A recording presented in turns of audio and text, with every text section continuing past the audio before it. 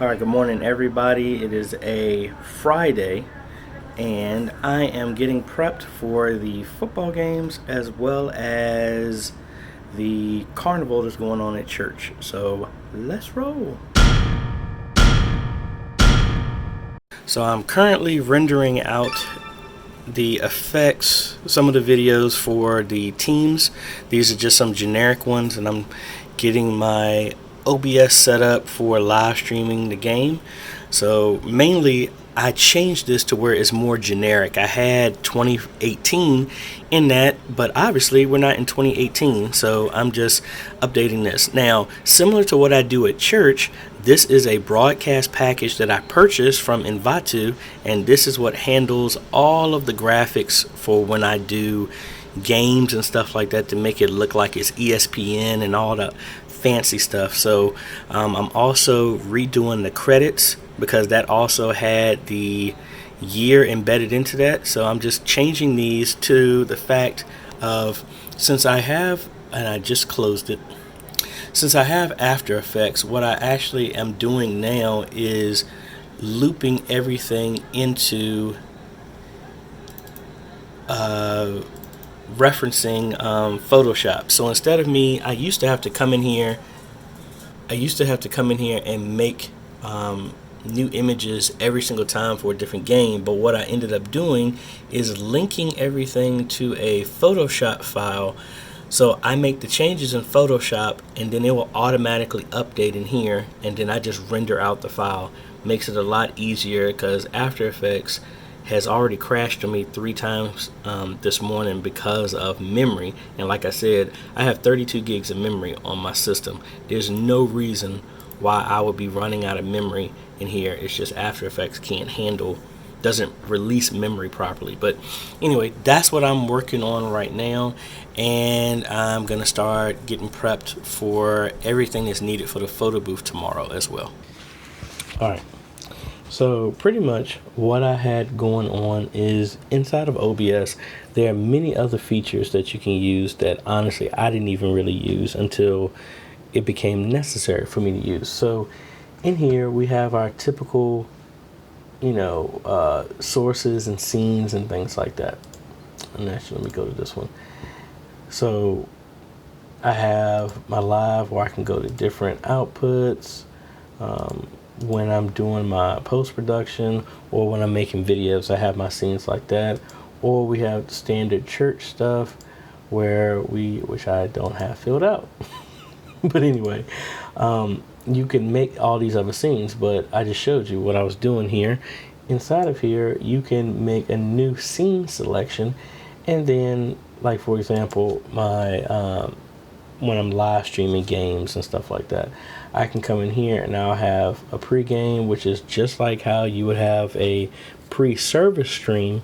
I would just have a still image, and it would talk about the church or whatever, give you information. That's what I have here for the game. Music will be playing in the background, which I don't have, but then it would go into change the scene into our intro video. And then it'll cut over to highlight teams, and then if I had it going live, it would show the video from the actual input going on with the game when I'm filming it. And then I would also have a score here. This is actually pulling from a different application, and it's using NDI to broadcast this, which I can control with my iPad, keep the score up to date and all this other stuff like that. Go to halftime, if we get a touchdown, home team, if the away team gets a touchdown, and then credits when everything is over.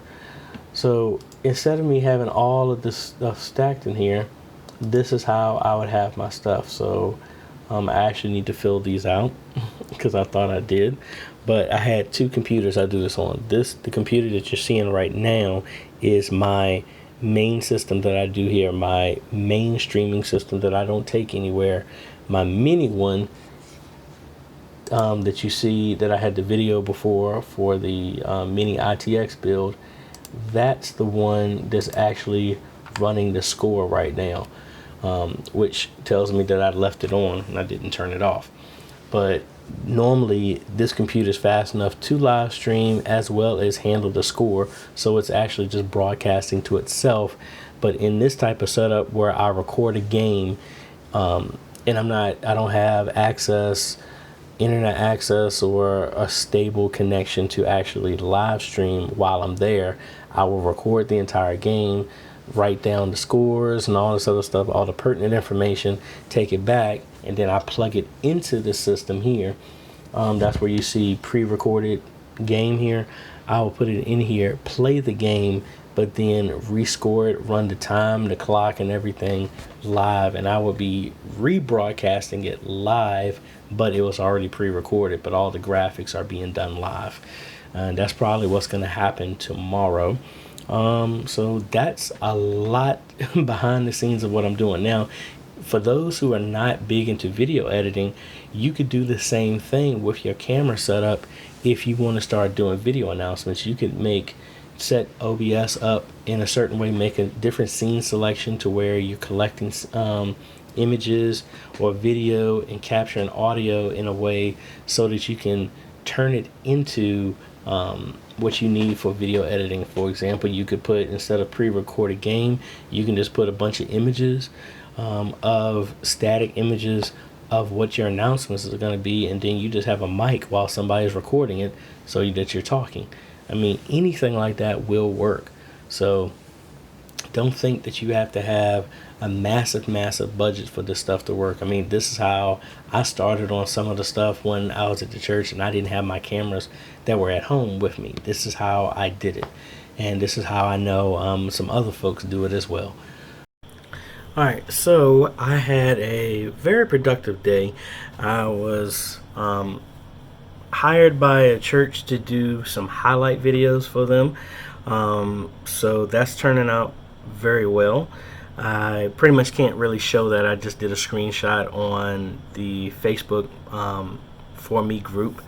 At the same time showing how to do subtitles, because that's pretty much what they asked me to do, and shorten their whole service into small little clips. And then also been packing everything, charging batteries and all this other stuff like that for the couple of football games I have to do, as well as now I remind myself I need to bring an extra power cable for the printer for the Carnival tomorrow.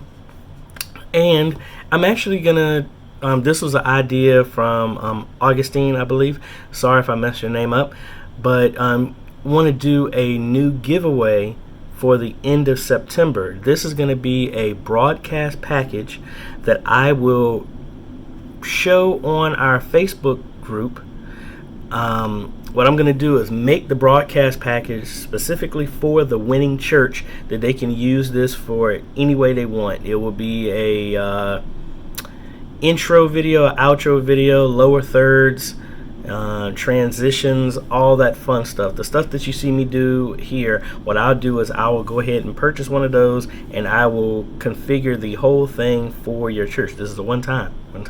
So whoever wins, I will make lower thirds for all of your ministers, your pastor, your choirs, your dance ministry, whatever stuff like that is what I'm going to do, and that will be the winner for the month of September. So look out for that, and that's mainly what I had going on. I'm going to pretty much relax a little bit more and play some video games here, but then I'm going to pack up everything for a long day of video work. So if you like this type of content and seeing what I'm doing on a day-to-day basis with my media ministry, I appreciate a like, consider subscribing, and hit that bell. That way you get notified when we come out with other videos. And we will see you tomorrow. Later.